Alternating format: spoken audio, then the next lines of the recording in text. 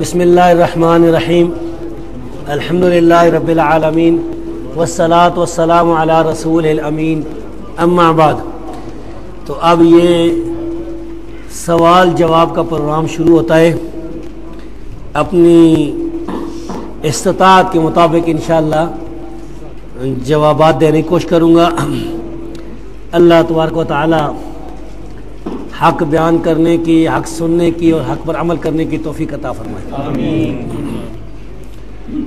سوال ہے کہ نسائی شریف میں روایت ہے کہ یا رسول اللہ سلام علیکہ، تو آج اگر سلام اسی طرح بھیجا جائے تو اس پر اعتراض کیوں ہوتا ہے؟ ہمارا یہ سوال ہے کہ نسائی شریف میں وہ روایت کون سی ہے جس میں یہ لکھا ہے کہ نبی کریم صلی اللہ علیہ وسلم کی وفات کے بعد یہ نماز میں تشہد کے علاوہ صحابہ کرام یعنی قبر کے علاوہ، قبر اور تشہد کے علاوہ صحابہ کرام اپنی مسجدوں میں، اپنی مجلسوں میں یا رسول اللہ سلام علیکہ پڑھتے تھے؟ اگر ایسی کوئی صحیح روایت سنن نسائی میں موجود ہے تو ہمیں بتائی جائے، ہم بھی عمل شروع کریں، کیونکہ ہم تو اہل حدیث ہیں، اہل سنت ہیں۔ اہل سنت اہل حدیث ایک ہی چیز کے دو نام ہیں، کیونکہ سنت حدیث ایک ہی چیز ہوتی ہے۔ اور ترمذی میں بھی حضرت علی سے قول منقول ہے کہ درخت و پتھر آپ پر سلام بھیجتے ہیں اور السلام علیکہ یا رسول اللہ کے الفاظ کے ساتھ۔ یہ مجھے نہیں یاد ہو کہ کون سی روایت ہے۔ وہ جب نبی صلی اللہ علیہ وسلم سے گزرتے تھے غائب میں نہیں ہے۔ نبی کریم صلی اللہ علیہ وسلم کی وہ حدیث تو مجھے بھی یاد ہے کہ آپ فرماتے ہیں مکہ میں وہ پتھر میں پہچانتا ہوں جہاں سے میں گزرتا تھا تو مجھے سلام کہتا تھا۔ تو نبی کریم صلی اللہ علیہ وسلم جہاں سے گزرتے تھے تو وہ سلام کہتے تھے، جو ٹھیک ہے۔ اب نبی کریم صلی اللہ علیہ وسلم یہاں موجود نہیں، دنیا میں موجود نہیں ہے، دنیا سے چلے گئے۔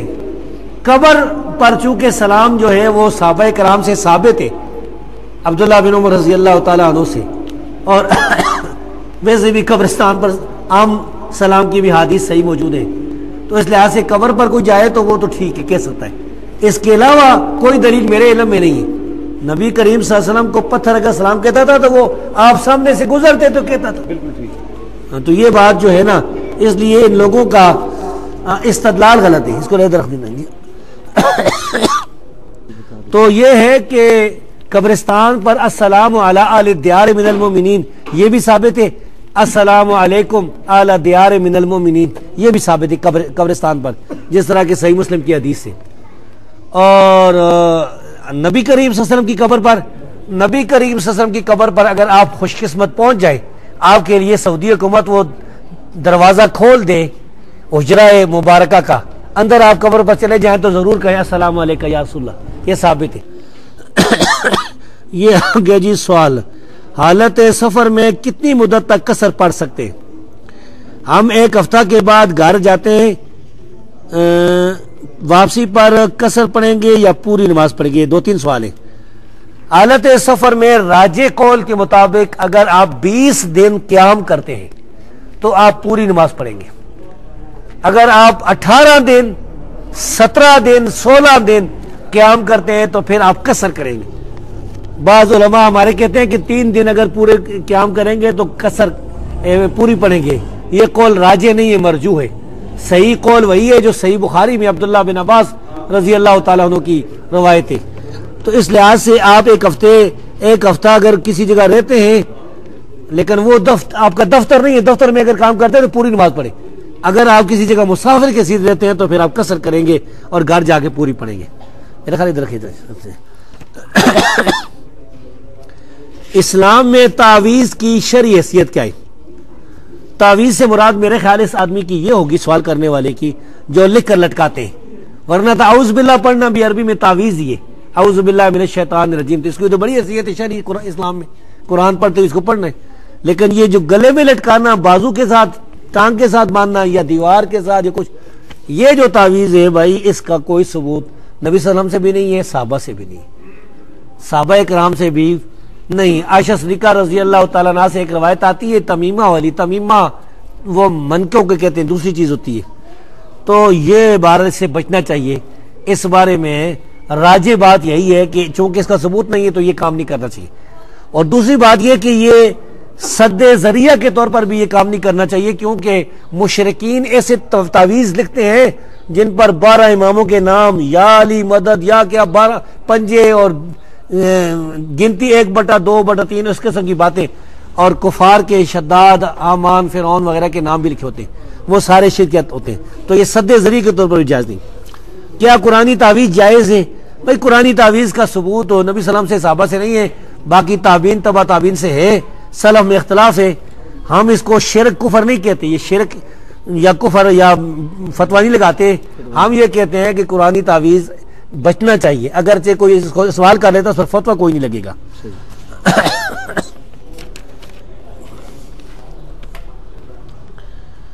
یہ حافظ بدعت کے بارے میں کہا جاتا ہے کہ اس کی کوئی تقسیم نہیں ہے کسی طریقے سے بھی، لیکن حضرت عمر رضی اللہ نے تراویح کے بارے میں جو نعم البدع کے الفاظ مال کیے ہیں وہ کس قسم میں جائیں گے؟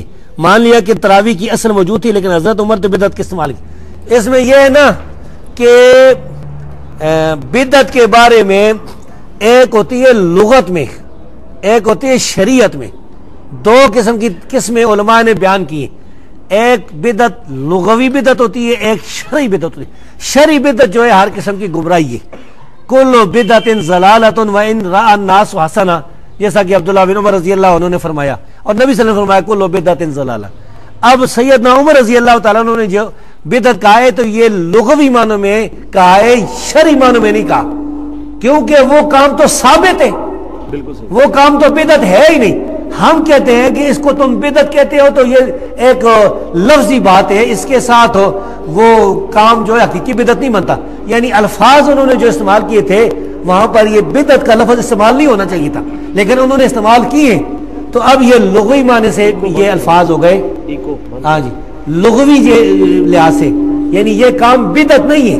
تراویح کی جماعت یہ ثابت ہے رسول اللہ صلی اللہ علیہ وسلم سے، اس لیے یہ بدعت نہیں ہے. اس پر بدعت کے الفاظ استعمال کیے گئے لغوی معنوں میں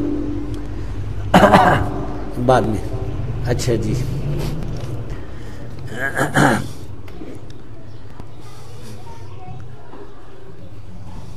چلو بعد میں شاید مجھے یاد ہی نہ رہے. اچھا، یہ سوال آیا کہ قرآن چومنا کیسا ہے؟ قرآن چومنے کے بارے میں ایک روایت سنن دارمی میں آئی ہے جس میں یہ الفاظ ہیں کہ اکرمہ جو ہے وہ قرآن کریم کو لیتے تھے اور اپنے چہرے پر رکھتے تھے اور فرماتے تھے ہاذا کلام ربی، ہاذا کلام ربی.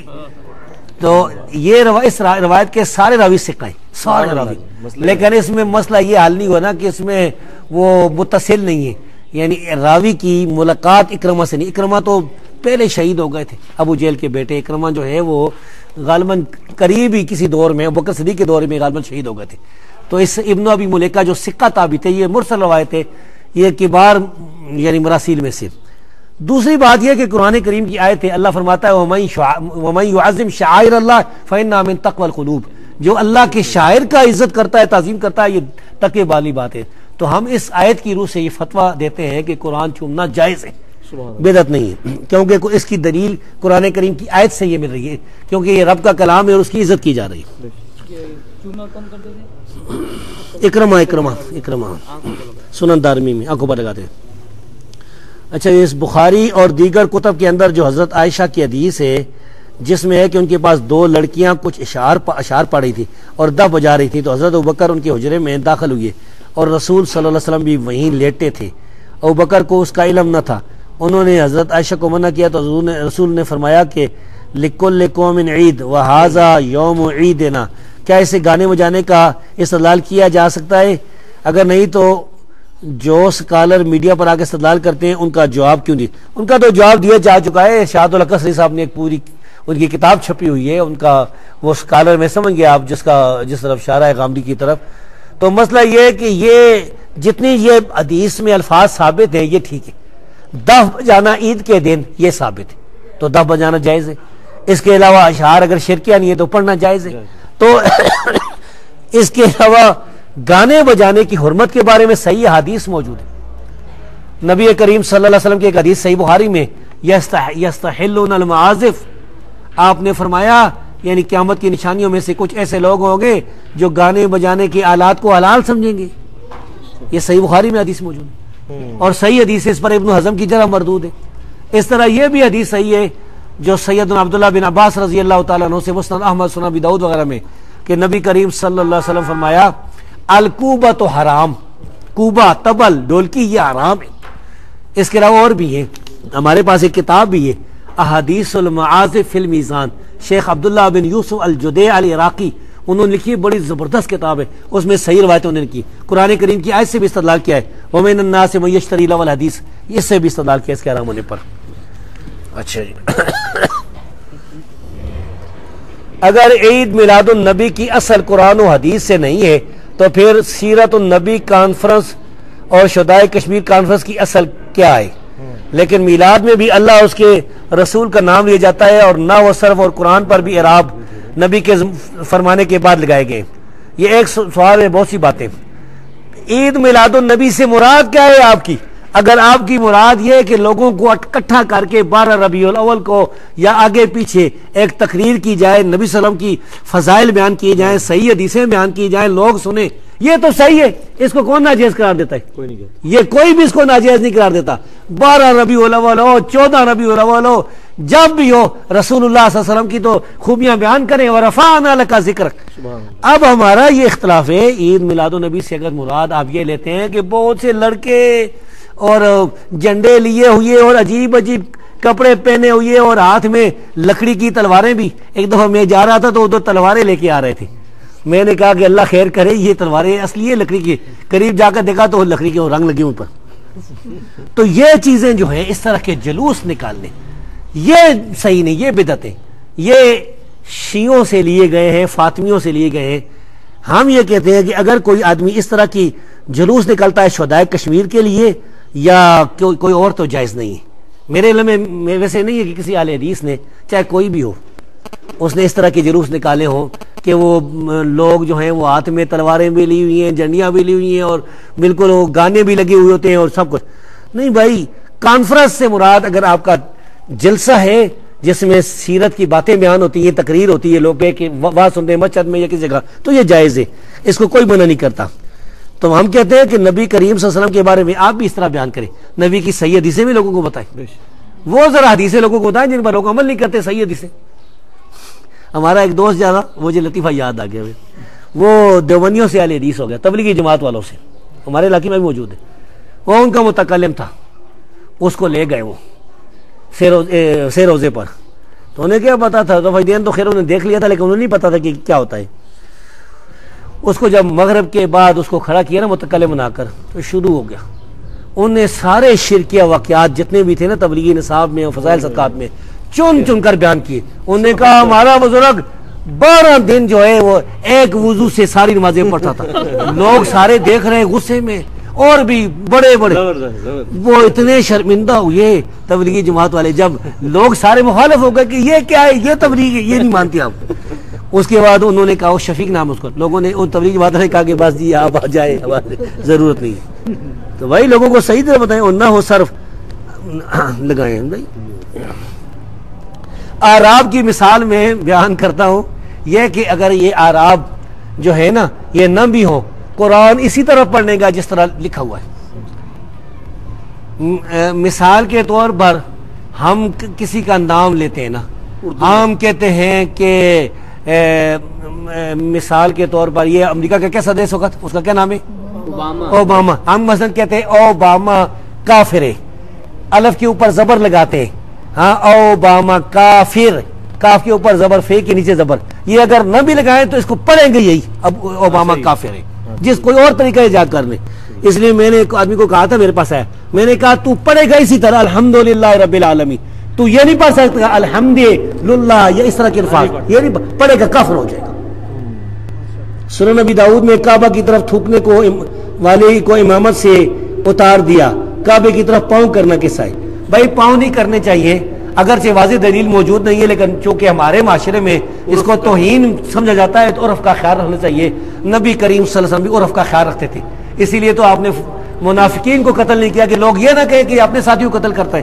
تو یہ کعبے کی طرف تھوکنے والی جو حدیث ہے کہ امامت سے ہٹا دیا تھا، یہ روایت صحیح ہے، ہاں تو قبلہ کی طرف پاؤں نہیں کرنے چاہیے۔ قضا نماز ہو سکتی ہے یا نہیں؟ قضا نماز کس طرح پڑھا جائے؟ قضا نماز بھائی ہو سکتی ہے، کل آپ اگر سوئے رہ گئے، آج سوئے رہ گئے، تو جب اٹھیں گے نماز قضا پڑھیں گے۔ قضا سے مراد اگر آپ کی یہ ہے کہ 20 سال پہلے کی نمازیں آپ کی رہ گئی ہیں تو اس کا کوئی ثبوت نہیں پڑھنے کا، وہ توبہ کریں اور نفل پڑھیں۔ جی کوئی مسئلہ تھا؟ اچھا، کچھ ایسے مسائل ہیں جن کا بالکل جواب نہیں دوں گا، ہر مسئلے کا جواب دینا ضروری نہیں ہوتا، شیطانی اور شرارت کے لیے یہ بھی ایک آیا ہے سوال، تو اس کا بالکل جواب نہیں دوں گا۔ اچھا جی، کسی سوال کا ایسے کبھی بالکل سوال نہ لکھے کہ فلاں کے پیچھے نماز ہوتی ہے کہ نہیں، کسی سوال کا جواب نہیں دوں گا، نماز جانے اور آپ جانے۔ اچھا جی، اللہ تعالیٰ قرآن پڑھا جائے تو خاموش رہو، یعنی اللہ فرماتا ہے، مگر نماز میں امام کے پیچھے اہل حدیث فاتحہ وغیرہ پڑھ کر کیا قرآن کی آیت کا انکار نہیں کر رہے؟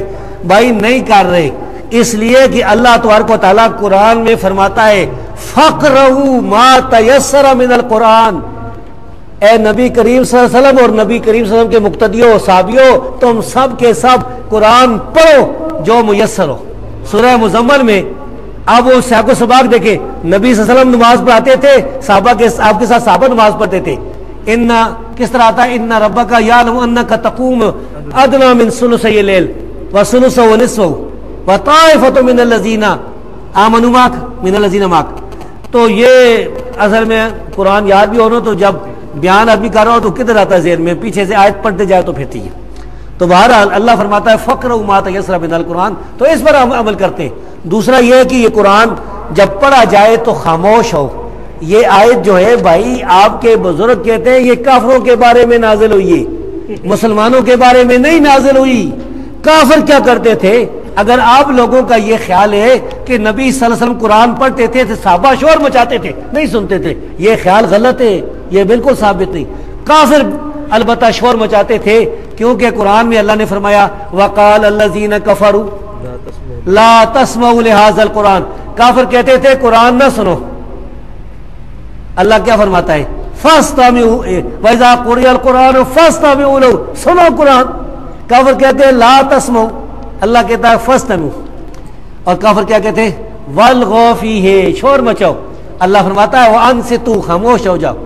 کافر کہتے تھے لعلکم تغلبون، اللہ فرماتا ہے لعلکم ترحمون، غالب نہیں تم پر رحم کیا جائے۔ سبحان اللہ۔ ایسا کرنا شرعاً کیسا ہے کہ لڑکا لڑکی کا نکاح کر دیا جائے اور رخصتی 2-3 سال بعد کی جائے، اور اس دوران کیا وہ لڑکا لڑکی آپس میں کسی قسم کی بات چیت کر سکتے ہیں؟ ہاں، اگر نکاح ہو جائے اور رخصتی لیٹ ہو جائے تو جائز، اس کی ثبوت موجود ہے۔ سیدنا علی رضی اللہ تعالیٰ عنہ کا نکاح فاطمہ سے پہلے ہوا تھا، رخصتی بعد میں ہوئی احد کے بعد۔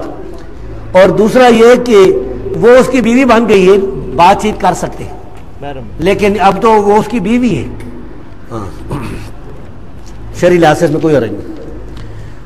منگیتر سے نہیں کر سکتے، منگیتر کے بھی لوگ اتنے کرتے رہتے فون، مجھے پتا ہے منگیتر کی تو حیثیت ہی کوئی نہیں، شریعت اس کی حیثیت ہی نہیں ہے، اور لوگ ان کو فون کرتے رہتے ہیں، ٹوٹ جاتی ہے منگنی پھر۔ اور بھی بتاؤں، یہ فون کا اعتبار نہیں ہے، فون میں بڑے گندے، یہ دنیا میں جو وبا فون کی ہے نا، وہ فون میں مجھے پتہ چلا ہے کہ ایک ہوتا ہے وائس چینجر، اس کے لیے مرد کی آواز عورت کی بن جاتی ہے، تو وہ اس کو کہتا ہے کہ میں شازیہ بول رہی ہوں، 100 روپے کا کارڈ بھیج دو۔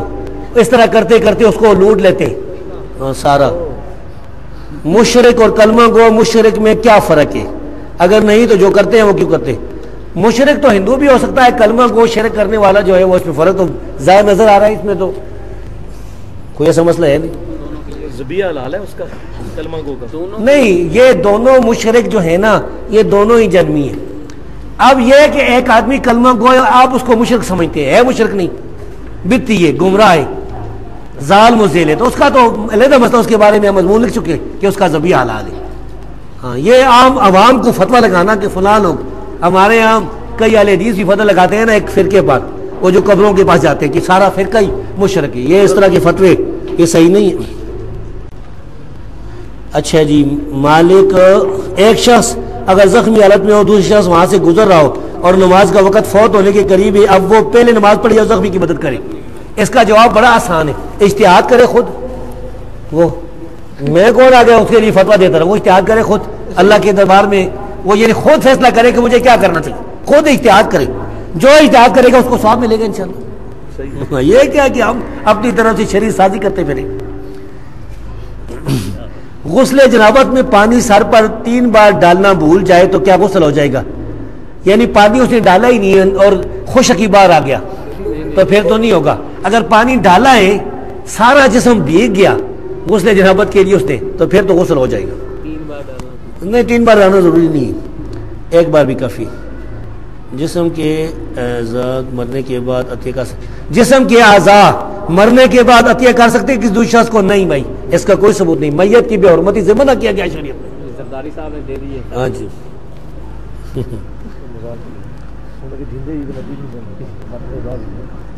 یہ سوال ہے کیا حضرت عمر رضی اللہ عنہ, یہ ایک دلچسپ سوال ہے جی, کیا حضرت عمر رضی اللہ عنہ کی مونچھ, ایک تو سینسر ہو گیا, ایک کا جواب ہے.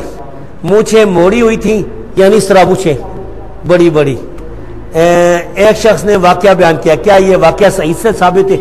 بالکل جی, یہ بات ثابت ہے کہ سیدنا عمر رضی اللہ تعالیٰ عنہ کی مونچھیں بڑی تھی اور ان کو تاؤ بھی دیتے تھے. کان یفتل شاربہ, وہ اس کو تاؤ بھی دیتے تھے.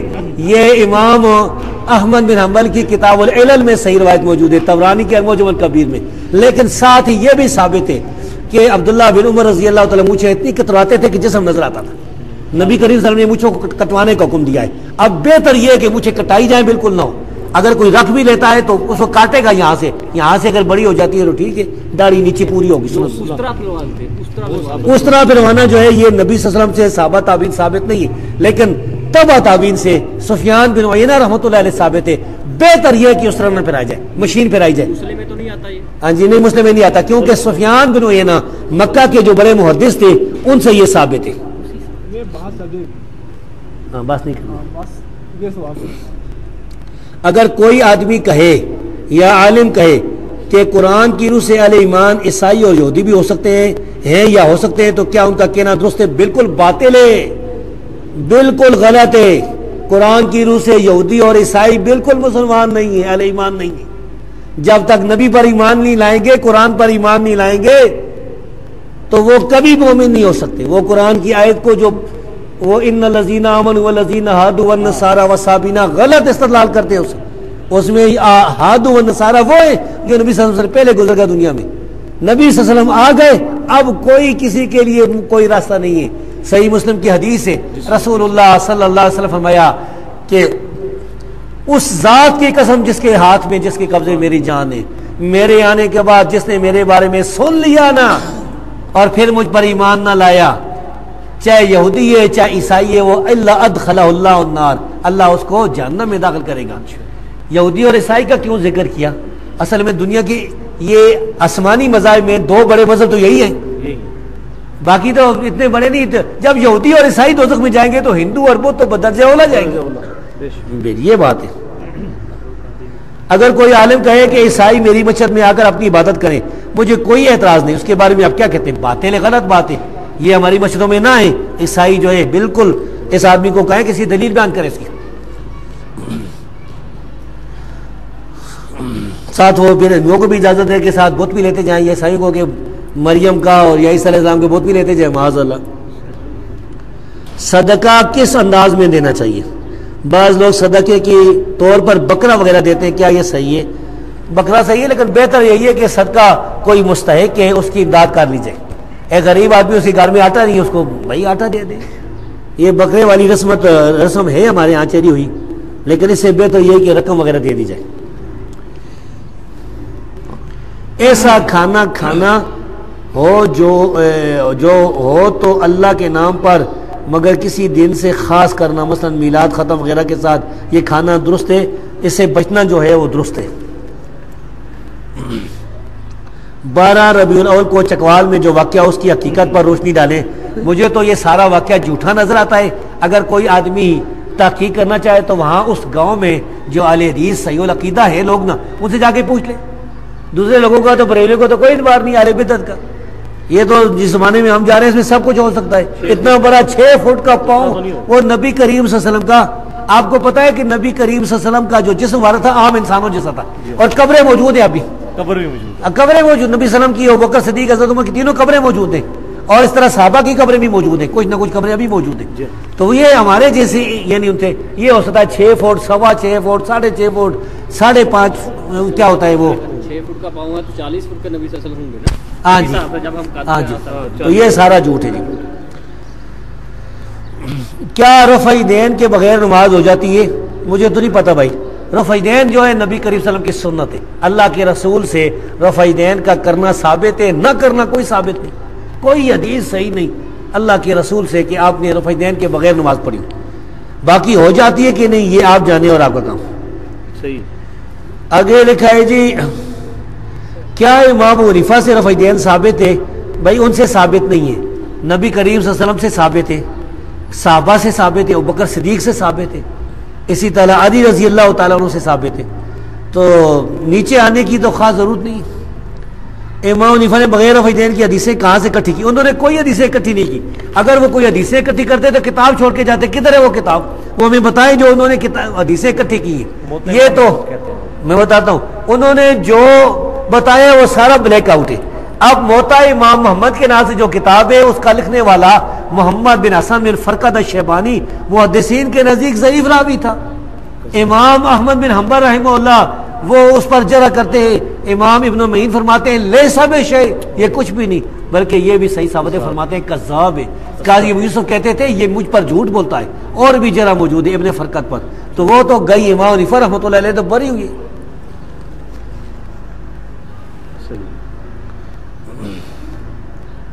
اگر کوئی ادارہ لٹریچر شائع کرتا ہے اور اس میں ضعیف حدیث کیوں نشاندہی اس میں ضعیف حدیث ہو نشاندہی پر بھی وہ اسے فروخت کر رہا ہے تو کیا اس کی آمدن جائز ہے؟ کام تو اس کا ناجائز ہے، یہ کام تو اس کا غلط ہے. اب اس کی آمدن کا معاملہ تو اللہ کے ساتھ ہے کہ اللہ کے ہاں اس کا کیا ہوگا، ہے تو مشکوک. کیونکہ ایسی کتابیں جن میں ضعیف روایات ہوں علماء کرام نے ان کی فروخت سے منع کیا ہے، بلکہ کئی جگہ تو جلانے کی بھی حکم دیے گئے تھے. اور میں نے کتاب پڑھی ابھی ان دنوں میں کتب حضرہ من العلماء، اس میں انہوں نے بہت سے حوالے دیے کہ ایسی کتابیں نہیں جو ہے وہ فروخت کرنی چاہیے. اور ایک بادشاہ گزرے، آپ کو وہ جا کے بتا دوں، اسی افریقہ والے، ان کا نام تھا جی ابو یوسف یعقوب بن یوسف الظاہری المراکشی من الموحدین رحمہ اللہ. یہ فوت ہوئی ہے 595 ہجری میں، یعنی آج سے کتنے 6 صدی تھی نا، یہ 15ویں صدی ہے. 900 سال ہو چکے. 900 سال پہلے یہ بادشاہ، یہ خلیفہ گزرے.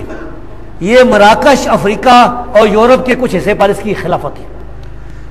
اس کے حالات تاریخ ابن خالقان، حافظ ذہبی کی سیر اعلام النبلاء، حافظ ذہبی کی تاریخ الاسلام، اس طرح اس کے دور کے جو مورخین تھے مثلا المغرب، ان سب کتابوں میں یہ موجود ہے حالات. اس نے خلیفہ ہوتے ہی سب سے پہلے یہ کام کیا کہ جہاد کا جھنڈا بلند کیا، حملے شروع کیے کفار کے خلاف، کفار پر.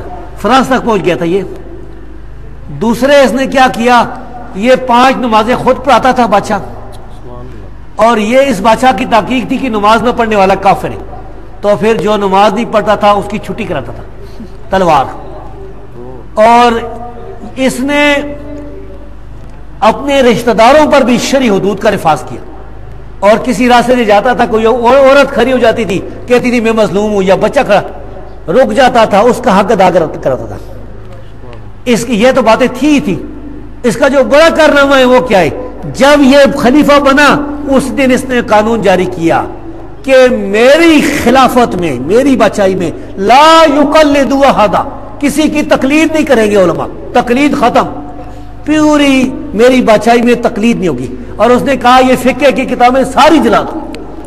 یہ فقہ مالکی تھا ادھر، ساری کتابیں جلانے سے پہلے وہ کہتا تھا اس میں سے حدیثیں نکالو، قرآن کی آیتیں جو ہے نا وہ کاٹ کے نا کاغذ سے وہ نکالو، باقی سارے.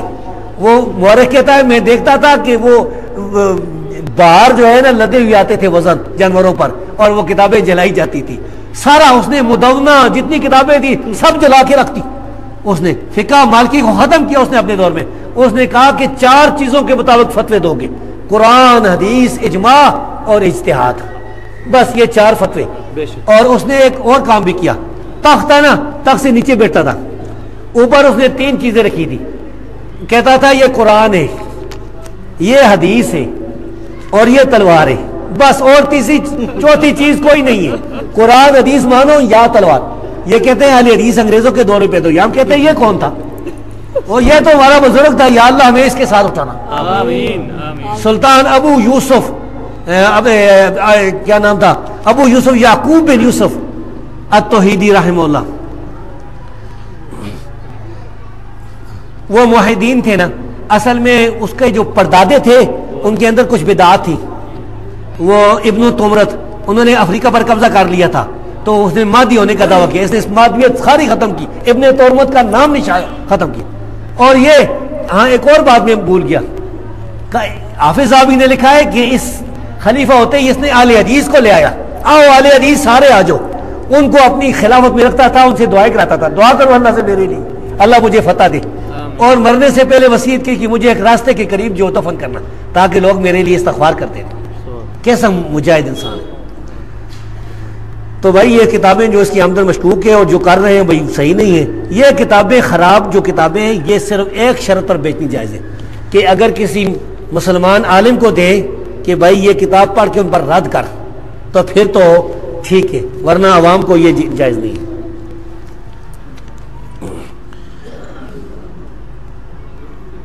سورہ بنی اسرائیل کی آیت نمبر 71 میں ہے کہ لوگوں کو قیامت کے دن اماموں کے ساتھ پکارا جائے گا۔ میرا سوال ہے کہ قیامت کے دن لوگوں کو کس طرح پکارا جائے گا، والد یا والدہ کا نام؟ یہ جو آیت ہے نا، یوم ندعو کل اناس بامامہم، اس کے 2 معنی ہیں مفسرین نے کی۔ ایک تو نام اعمال سے بلایا جائے گا، کسی کے دائیں ہاتھ میں کسی کے بائیں ہاتھ میں، یہ بھی معنی بالکل صحیح ہے۔ ایک ان کے امام سے بلایا جائے گا، اب جس کی اطاعت کرتے تھے، جس کی اتباع کرتے تھے اس کے ساتھ بلایا جائے گا۔ ہاں یہ فرعون والے ہیں، یہ نمرود والے ہیں، یہ شداد والے۔ اور حافظ جلال الدین سیوطی نے اور ابن کثیر دونوں نے لکھا ہے کہ اس جو آیت ہے یہ آیت اہل حدیث کی سب سے بڑی فضیلت ہے، کیونکہ لأن امام النبی صلی اللہ علیہ وسلم، کیونکہ اہل حدیث کا امام نبی ہے، ان کو نبی کے ساتھ بلایا جائے گا، ادھر امام حنیفہ کے ساتھ بلایا جائے گا۔ اور یہ بھی ہو سکتا ہے کہ امام حنیفہ رحمۃ اللہ سے ہمارے ساتھ آئے، انہیں کہا جاؤ، انہوں نے تو امام ابو حنیفہ رحمۃ اللہ علیہ تو نہیں کہا تھا کہ حنفی بن جاؤ، نہیں فرمایا۔ میرا یہ چیلنج ہے، وہ احمد رضا خان بریلوی کہتا ہے نا کہ اگر اہل حدیثوں کی بات مان لیں تو 1100 سال کے جو ہمارے علماء ہیں وہ مشرک ہو جاتے ہیں، ہاں 1100 سال کے سلف سالین چھوڑنے پڑتے۔ میں یہ چیلنج کرتا ہوں، احمد رضا تو چلو مر گیا، بریلویوں کو دیوبندیوں کو، کہ یہ 1400 سال میں صحابہ، تابعین، تبع تابعین، اس کے بعد صدیاں، مجھے بتائیں ایک عالم، 2 عالم، 3 عالم جو امت کے مستند عالم تھے جو کہتے ہیں لوگوں مقلد بن جاؤ، قرآن حدیث چھوڑ دو، آنکھیں بند کر کے اماموں کے پیچھے چلو، ہم مقلدین ہیں، کوئی بھی ایسا نہیں، کوئی بھی۔ بلکہ ابھی میں نے ایک مضمون لکھا ہے، کل فارغ ہوا ہوں، اور میں نے 100 ایسے علماء لکھے جن کے بارے میں محدثین نے لکھا لا یقلد حدن کانا غیر مقلد، یعنی یہ تقلید نہیں کرتا تھا، وہ جوش میں 110 لکھے گئے 100 اعلان میں نے 100 کیا نا، ہر صدی میں 10، ہر صدی صحابہ، تابعین، تبع تابعین۔ تو ہم کہتے ہیں کہ تم کوئی 2 4 کوئی 10 کو پیش کرو، جو لوگوں یہ جو جن کو تم اپنے بناتے ہو حنفی، یہ تمہارے جو علماء ہیں مثال کے طور پر ذیلی، عینی، یہ سارے تقلید کے مخالف تھے، حتیٰ کہ شاہ ولی اللہ نے کتنی مخالفت کی، شاہ ولی اللہ جو تمہارا حنفی ہے، صوفی ہے، وہ بھی تقلید کی، جو حجت اللہ البالغہ اس کی پڑھ لو، پر خچے ہو رہا ہے، وہ کہتا ہے جو رفیدین کرتا ہے مجھے اچھا لگتا ہے، جو نہیں کرتا۔ اور کراچی سے 2 بندیوں نے، دارالشاہت والوں نے یہ کتاب چھاپی حجت اللہ البالغہ اردو میں، اس کا چینج کر دیا، وہ کہتے ہیں کہ جو رفیدین نہیں کرتا مجھے اچھا ایسے ظالم ہیں۔ اگلا فکرہ بھول کے چینج کرنا۔ ہاں آگے لوگوں کو بھائی یہ والدہ کے ساتھ پکارنے والی حدیث ضعیف ہے، لوگوں کو والد کے ساتھ پکارا جائے گا۔ اور امام بخاری رحمہ اللہ فقیہ تھے، انہوں نے صحیح بخاری میں دلیل پیش کی ہے، باب ادا ہے کہ لوگوں کو والدین باپ کے ساتھ پکارا جائے گا. اور دلیل پیش کی ہے کہ عبداللہ بن عمر نے فرمایا قیامت کے دن جو غدار ہوگا نا, دنیا میں غدار, وعدہ خلافی کرنے والا, زرداری جیسا وعدہ کر کے بجلی لے آئیں گے, بجلی کوئی بھی نہیں. تو کیا ہے غدار جو ہوگا وعدہ خلاف, اس کے پاس لکل غادر لواء یوم القیامہ, جھنڈا ہوگا اس کے پاس, پتہ نہیں کتنا بڑا جھنڈا ہوگا زرداری کے پاس اگر توبہ نہ کی تھی. تو پھر کیا ہوگا, کہا جائے گا ہذہ غدرۃ فلان ابن فلان, یہ فلانا آدمی جو ہے فلانے کا بیٹا, یہ اس کی غداری ہے. تو اسے بن فلان سے استدلال کیا امام بخاری نے کہ والدین باپ کے ساتھ پکارا جائے گا. ماں والی حدیث تو ضعیف ہے. حضور صلی اللہ علیہ وسلم پر پہلی وحی آنے کے بعد جو حیرت ناک صورت واقع ہوئی, کیا کسی اور نبی پر بھی ایسی کیفیت ظاہر ہوئی؟ بھائی ہمیں اس کی تحقیق کی کوئی ضرورت نہیں ہے. موسیٰ علیہ السلام کے بارے میں آتا ہے کہ اللہ تعالیٰ نے جب ان کو وہ لاٹھی کو اجدا بنایا تو ڈر کے ساتھ بھاگنے شروع ہو گئے, پیٹ پھیر کے بھاگے. فرمایا اقبل ولا تخف, فرمایا آجا ڈر نہیں, انک من الآمنین. تو اس بارے میں خاموشی اختیار کر. نبی کریم صلی اللہ علیہ وسلم کے بارے میں یاد رکھو یہ کہ ایک ایسا لفظ زبان سے نہ ادا کرنا کہ جس میں آپ کی گستاخی ہو جائے. اہل حدیث کا تو یہ عقیدہ ہے کہ رسول اللہ صلی اللہ علیہ وسلم کی چادر کو برا کہنے والا کافر ہے, سبحان اللہ, رسول اللہ کی چادر کی گستاخی کرنے والا کافر ہے, خبیث. کیا دیوار کے بچوں, یعنی میرا حال دیور کے ہوں گے, لکھا ہے کیا دیوار کے بچوں اور جیٹ کے بچوں مراد دیور کے ہوں گے؟ یہ کمپوزنگ کی غلطی ہے. جیٹ کے بچوں سے پردہ واجب ہے بھائی, پردہ جو ہے کرنا چاہیے. بادشاہی مسجد میں جو تبرکات رکھے گئے ان کی شرعی صورت کیا ہے؟ ادھر لکھا ہوا یہ منسوب ہے, یعنی اس کی صحیح سند نہیں ہے. کاش کہ وہ صحیح ہوتے. ہم کہتے ہیں کہ اللہ کے رسول کا ایک بال ہمیں مل جاتا نا, ساری دنیا ساری جائیداد جو ہے نا وہ چلی جاتی, وہ ایک بال مل جاتا ہمارے, جس طرح تابعین کہتے تھے وددت لو ان عندی شعرۃ من شعر رسول اللہ. سوال ہے کہ منی کپڑے پر لگ جائے تو نماز پڑھنا جائز ہے؟ جائز نہیں ہے بھائی, منی نجس ہے, اس کو دھوئیں, اگر خشک ہو گئی اس کو کھرچیں, اس کے ساتھ نماز جائز نہیں. قرآن کی کسی آیت یا سورت کو علاج کے لیے خاص تعداد میں پڑھ سکتے ہیں اور خود پر دم کر سکتے ہیں؟ جی ہاں جائز ہے. اس کی دلیل وہ حدیث ہے صحیح مسلم کی کہ من استطاع ان ينفع اخاه فليفعل, جو بھی اپنے بھائی کو نفع پہنچا سکتا ہے وہ کرے. اور یہ بھی ہے کہ آپ نے فرمایا کہ تم اپنے دم درود مجھ پر پیش کرو, جس میں شرک نہ ہو, وہ سارے جائز ہیں. تو قرآن تو سارا توحید ہے. اچھا ہمارے یہاں ایک اور الٹا مسئلہ شروع حضروں میں, دو بندیوں نے, پتہ نہیں آپ کے یہاں, ایک قاری ان کا آیا کراچی سے, قرآن الٹا پڑھتا ہے. ہاں یعنی والناس ہے نا, تو آخری آیت پھر اس سے اس طرح پیچھے آتا. یہ کام میں نے کہیں پڑھا نہیں سنا ہے, یہ کدھر سے, اور وہ کہتے ہیں کہ ماشاءاللہ ماشاءاللہ, وہ سارے اس طرح وہ بھی کہتے ہیں. سبحان اللہ. اللہ تبارک و تعالیٰ مجھے آپ کو قرآن حدیث اس پر ثابت قدم رکھے. بس سوال جواب مجلس ختم ہوئی, اسی کے ساتھ میں آپ سے اجازت لیتا ہوں. اقول قولی ھذا واستغفر لی ولسائر المؤمنین, آمین یا رب العالمین. السلام علیکم.